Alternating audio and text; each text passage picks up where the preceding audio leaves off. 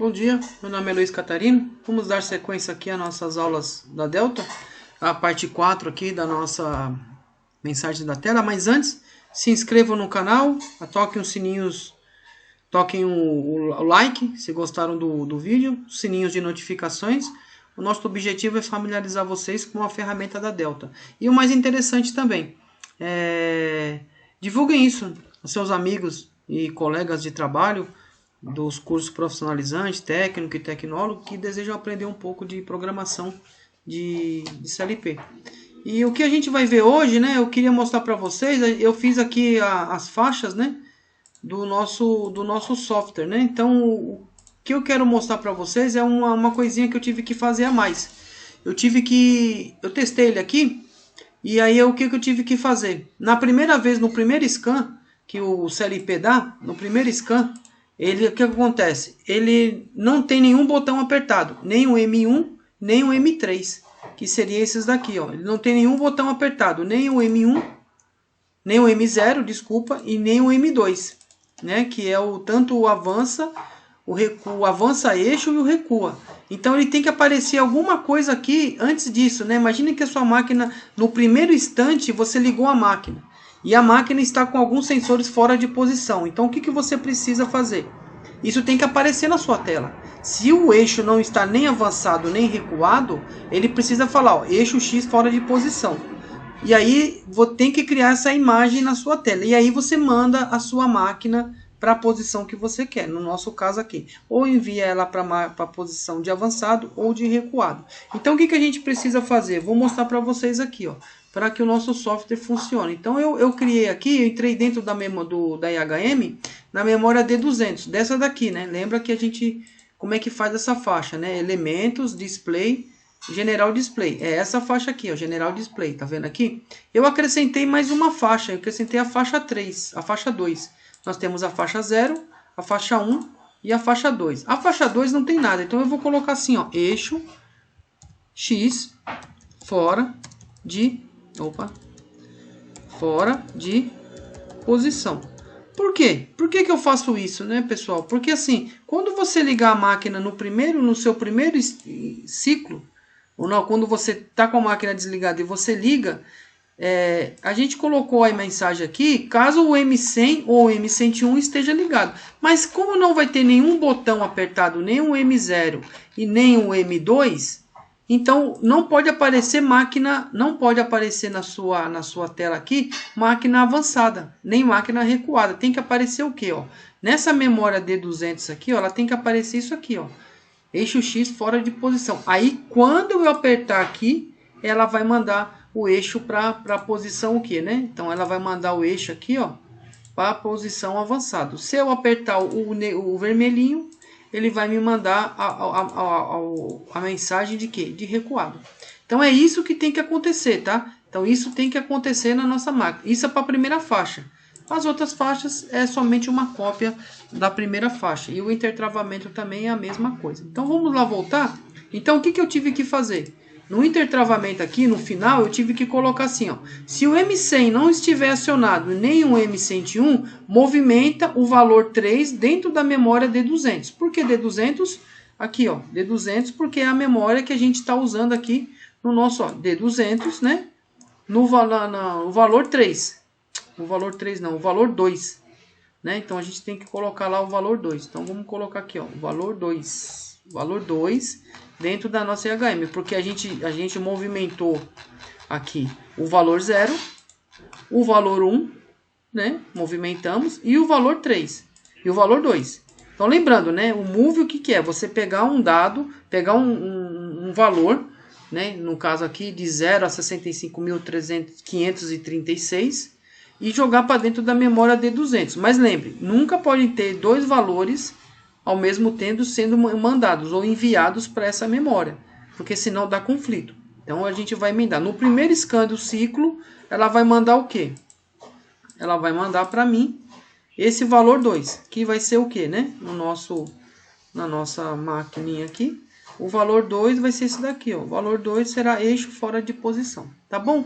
Então vamos lá fazer essa parte aqui, vamos comunicar o nosso CLP e testar o nosso botão. Então esse vai ser o nosso teste. Então como que a gente faz aqui para simular? Vou fazer aqui e a gente vai simular, né? Então vou criar o com1gr, dar o start, dar o com1, modificar lá, colocar no DVP Simulator. Aqui, como é uma SS, é uma CPU antiga, tá? Não é mais essa daqui. Essa daqui, ó, Old Series. Você dá um Enter e aqui você vem, dá um Start. Deu um Start, ele já vai criou o ícone aqui, né? Criou o ícone aqui embaixo. Nossa, aqui, ó, do com.gr. Aí você vem primeiramente aqui no PLC Sino 1, clica uma vez, vai ficar verdinho aqui que estava cinza. Aí você vai mandar para a memória virtual. Mandou para a memória, ele vai mandar para stop e depois vai mandar a memória para nossa máquina aqui. Vamos dar um enter, um aqui, e aí vamos agora, deu RUM, né? Vamos agora comunicar agora com o nosso EHM, fazer uma simulação. Aí você, para fazer a simulação, você vem em Option, Configuração. Opa! Vem em Option, Comunicação Setting. Aqui tem que estar em Drive, tá? Drive 1. Sempre porque é o Drive 1 do CLP, né? Feito isso, dá um copy, dá um salve, dá aqui um compila e aí você faz aqui a gravação. Ela deu tela inicial. Se eu passar minha CPU de stop para room, vou passar ela para stop, né? E aí eu vou passar ela para room. Aí a gente vai usar aquela parte do aqui, ó, né? Ela tá contando o tempo. Se a gente olhar aqui a nossa IHM, ele vai estar com a tela principal. Eu mudei, tá? Coloquei o logo da minha firma. Eu coloquei aqui para 15 segundos. Então em 15 segundos ela vai, olha lá, já entrou, já movimentou o valor 2, já movimentou o valor 3 para dentro da nossa IHM, já movimentou esse valor 3 para aqui dentro, ó, D12 no 3, e aí a nossa CPU já está na tela principal. E aqui, ó, fora de posição. Se eu apertar o primeiro botão aqui, ó, eixo avançado. Se eu apertar o segundo, eixo recuado. Eixo avançado, eixo recuado. Eixo avançado, eixo recuado. Então a gente consegue simular. Vamos ver isso dentro da nossa IHM. Deixa eu apertar aqui para vocês verem. Então a gente vai colocar aqui e aqui a gente vai ver os valores. Então vamos lá no movimento, né, do nossa, e aqui vai estar, ó, né? Então a gente vai movimentar aqui os valores que a gente precisa para nossa IHM, ó. Então aqui está no M100. O M100 está entrando aqui, está jogando o valor 0 para nossa IHM. Qual que é o valor 0? Eixo avançado. Se eu apertar 1, ó, ele vai derrubar o 100, não está mais movimentando. E aí ele está movimentando o que? O valor 1. Ó, o M101 está movimentando para mim o valor 1. Como ele movimentou, ele mandou aqui eixo recuado, né? E aqui, ó, eixo avançado, porque ele fez aquele reset e agora está movimentando. Então a gente não pode ter esses dois sinais, o M101 e o M100 junto, porque senão vai dar conflito e você não vai ter a mensagem. E aqui vai ficar assim. Se eu mandar a minha para stop e voltar, ó, vamos ver aqui a nossa IHM. Aí no primeiro ciclo de scan, como não tem nenhum dos dois, eu estou movimentando o valor 2, ó, já está aqui, ó, vou mandando o valor 2 para o D2, né? Se eu não quisesse que isso acontecesse na tela inicial, somente na tela, aí, ó, né? Somente que eu quisesse que esse valor estivesse somente na tela do manual, eu faria assim, ó, gente, para que isso não acontecesse, né? Eu estar mandando um sinal ainda com a máquina com a tela principal, um exemplo, né? Um exemplo que a gente poderia fazer. Então o que que eu faço? Então seria o D12 no 4. Então quando a máquina, quando estiver no D12 4, eu faço essa movimentação. Então aqui, ó, o que que eu faço? Para ficar isso mais fácil. Vou tirar aqui, né? Vou jogar minha CPU para stop. Então assim, quando eu estiver, né, com o meu valor aqui, o que que eu faço? Eu vou colocar um comparador, né, aqui, que seria um comparador quando a minha memória D12 estiver no valor 4, aí sim né, e a minha CPU estiver no 1000, né, 1100, quando a minha CPU estiver em RAM, aí eu mando o meu valor 2 para a memória D200, para não entrar conflito de dados antes do necessário. Então eu dou aqui um cheque corrente, dou um compila, né? E aí eu faço todo aquele trâmite de colocar minha CPU em run, mando para a CPU de novo, né? Ela vai mandar para room e aí pronto, já está lá copiado, eu dou um enter e aí eu coloco para monitorar o meu CLP. Então aqui o que vai acontecer? Ela está ainda no valor 2, tá vendo? D2, ela está na tela inicial. Se eu olhar aqui, ó, tela inicial. Ela está indo. Então ela não está fazendo. Mudou para a tela 3, né? Não movimentei o valor 2 ainda porque eu estou na tela 3, tá? Eu estou na tela 3. Então eu não posso movimentar o valor ainda. O valor não pode ir, eu não posso fazer o move. Quando eu mandar para a tela manual, aí sim, ó. Tela manual. Aí aqui tem que ser D10, gente, né? Valor 3. Quando for pro valor 3, espera um pouquinho, a gente já vai fazer isso aqui. Espera um pouquinho que eu esqueci uma coisa aqui que a gente precisa fazer. Né? Então o controle aqui, D12, né? D12 aqui. Agora o status da área, D10. D10. Então no D10 aqui, ó, vamos voltar lá. Então eu vou fazer aqui para vocês, aqui, ó, fora de posição, né? Valor fora de posição. Tela principal, tela. Se eu colocar aqui um D10, ó, deixa eu sair aqui. Colocar aqui o valor D10. D10 é o status que a minha área está. Eu não estou chamando, eu estou mandando ela no status, né? No status que ela precisa. Então eu dou um solve, um cheque corrente. E aí eu faço aqui uma transferência, ela vai fazer a mesma coisa. Dou um enter e aí o meu valor, né? Isso, né? Então aqui de novo, está sendo chamada minha tela inicial. Ele está chamando a minha tela inicial aqui. No D12 vai contar os 15 segundos quando contar o valor 3. Quando eu der aqui, ó, valor 4. Aí foi enviado, ó. O D10, o que que ele é, né? O que que ele é o D10? O D10 é o seguinte, ó. Aqui eu vou mostrar para vocês uma coisa interessante. Aqui. Então, quando você usa o controle de bloco, o que acontece? Aqui é quando você precisa chamar uma tela. Então, você movimenta um valor D12 para aquela tela. Então, você chamou a tela. Então, você mandou um valor 3, ou valor aqui, ó, valor 1, valor 2, 3 ou 4, 5. Aqui é o status em que a sua tela está. É o mesmo valor. Então, D10, D10 1, D10 2, 3 e 4. Então, o que que eu fiz lá? Quando eu acionei com o dedo, o botão, ela me disse o seguinte, ela falou, ó, quando eu acionei aqui, eu vou mostrar para vocês o que que é, ó. Quando eu volto aqui, ó, o valor aqui muda, tá vendo? Ó? Porque eu mudei com a mão. Então aqui o valor muda. Então esse valor aqui não vai poder mais estar aqui, tá vendo? Ó?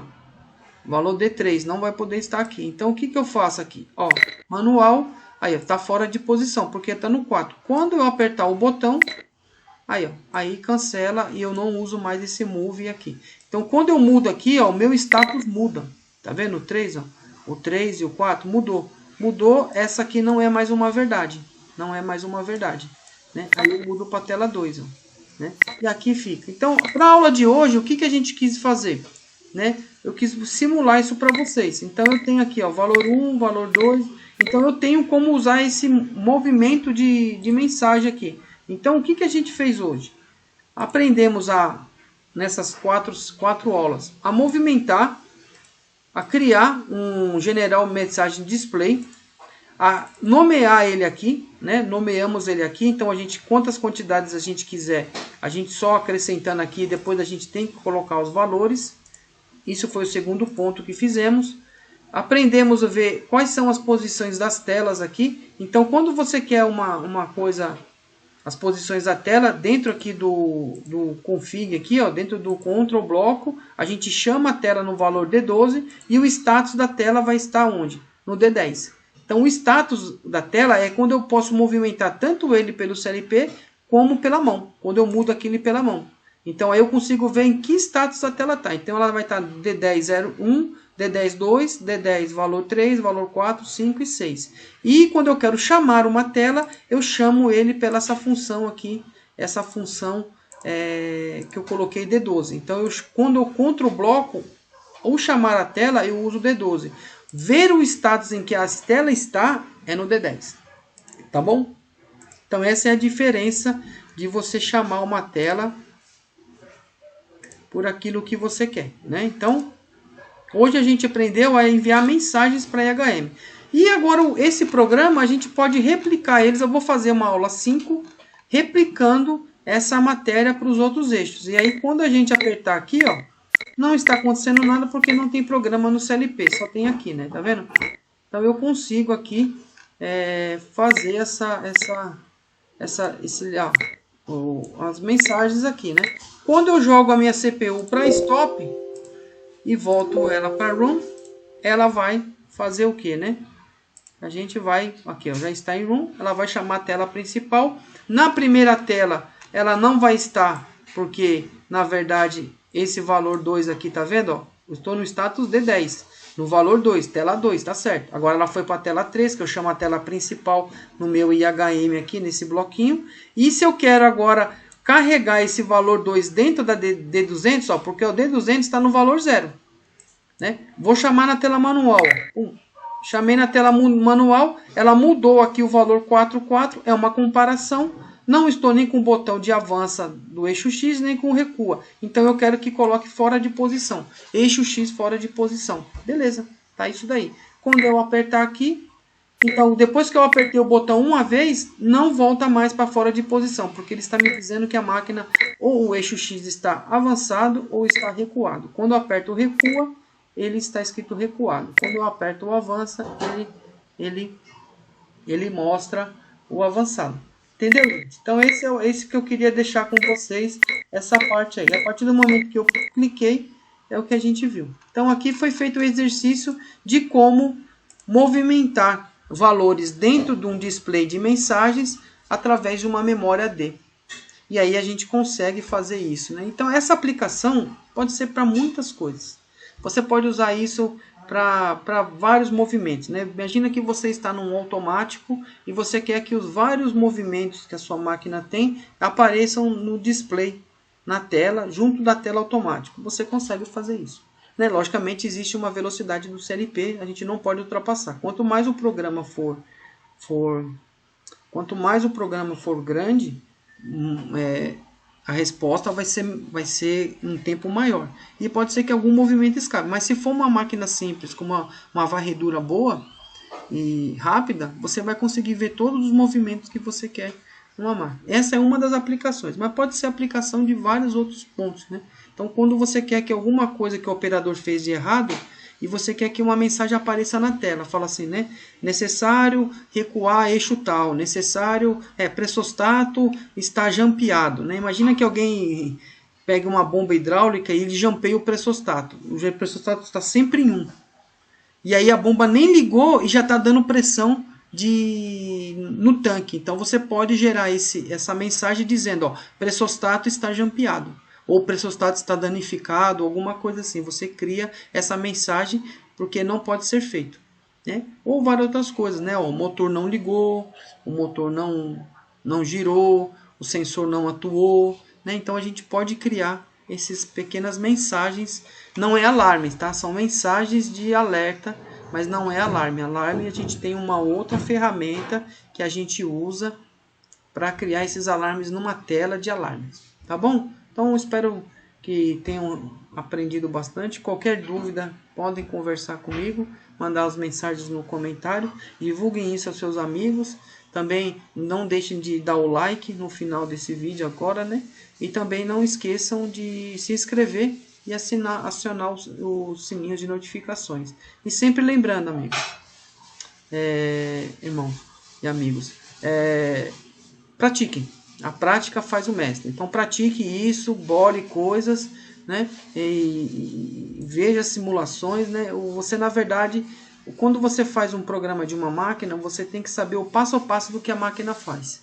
E essa é a primeira coisa, né? Então eu vou ensinar em aulas futuras a como fazer um passo a passo de uma máquina que vocês queiram. E aí criar os alarmes dessa máquina e as mensagens que precisa aparecer.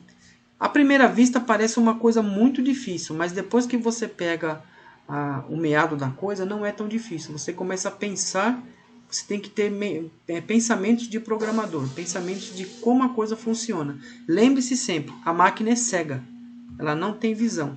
Então você tem que falar para ela todos os movimentos e todos os problemas que podem ocasionar naquela situação. Você pensa que você vai ensinar uma pessoa cega a colocar uma coisa numa certa posição várias vezes repetidamente. Então, quais são as informações que você precisa dar para que ela consiga executar sempre o mesmo serviço do mesmo jeito? Uma máquina não é diferente, um equipamento não é diferente disso. Tá bom? Muito obrigado, fiquem com Deus e até a próxima aula, até a aula 6.